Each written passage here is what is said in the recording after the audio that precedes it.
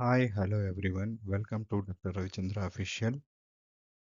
Like, share, and subscribe Dr. Ravichandra Official for more pathology videos. In this video, we will discuss chronic inflammation. Coming to the definition, it is a response of prolonged duration, weeks to months, in which inflammation, tissue injury, and attempts at repair, that is fibrosis, coexist in varying combinations. General features of chronic inflammation. There will be mononuclear cell infiltration, mostly lymphocytes. There will be tissue injury and there will be fibrosis. All will be there. Inflammation will be there, tissue injury will be there, and repair will be happening. The blood monocytes, on reaching the extravascular space, will transform into tissue macrophages. And these tissue macrophages on activation will release several biologically active substances, and these products bring about the tissue destruction and fibrosis. Examples of tissue macrophages are monocytes in central nervous system are called as microglia. Monocytes in liver are called as Kupffer cells. Monocytes in lung are called as alveolar macrophages, and monocytes in bone are called as osteoclasts. And this macrophage gets activated with the presence of tumor necrosis factor alpha and interleukins. Coming to the process of inflammation, in the acute inflammation, there will be neutrophils, rolling, pavement, margination, chemotaxis, transmigration, release of the chemokines, then phagocytosis. That is the process in acute inflammation. Here, the function is taken by the monocytes in the blood and macrophages in the tissues. Non-immune activation with the help of endotoxins, fibronectin, chemical mediators results in formation of activated macrophage. A activated T cell will also helpful in the presence of interferon gamma or cytokine will activate the macrophage. This activated macrophage will cause tissue injury and fibrosis.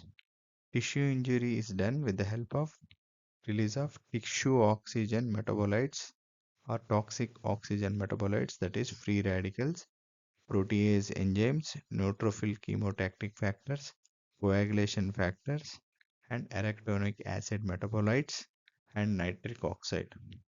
Fibrosis occurs with the help of growth factors like platelet derived growth factor, fibrin growth factor, transforming growth factor beta, fibrinogenic cytokines, angiogenic factors, fibrin growth factor, and remodeling and collagenesis with the help of myofibroblasts.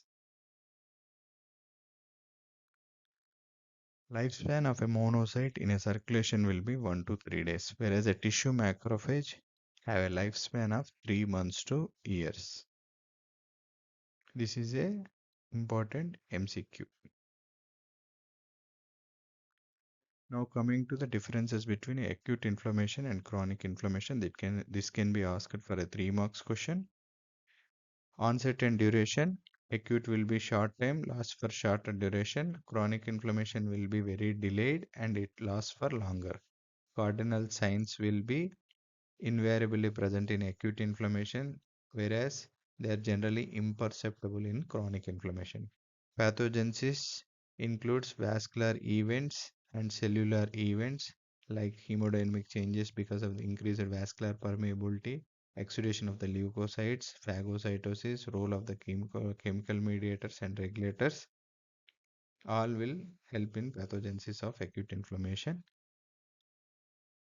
Acute inflammation, if it doesn't resolve or if it is not healed, it will go into chronic inflammation. So chronic inflammation is an outcome of acute inflammation.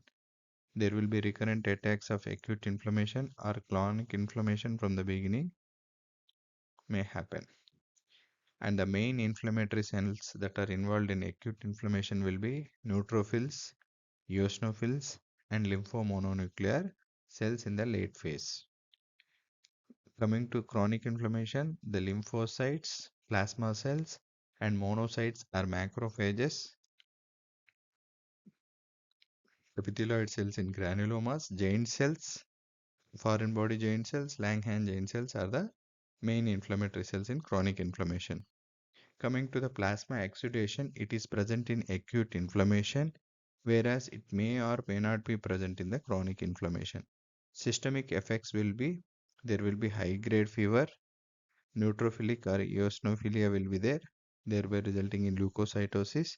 There will be lymphadenitis, lymphangitis, septic shock in severe acute infection. In chronic inflammation, there will be mild fever, lymphocytic or monocytic infiltration resulting in leukocytosis. There will be lymphadenitis, lymphangitis. There will be raised erythrocyte sedimentation rate. There will be anemia and amyloidosis in long-term cases.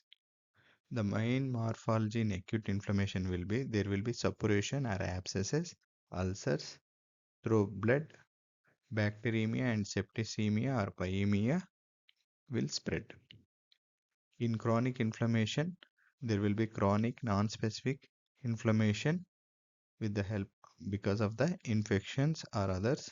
There can be granulomatous inflammation in cases of tuberculosis or leprosy or sarcoidosis or syphilis or actinomycosis or Crohn's ileitis.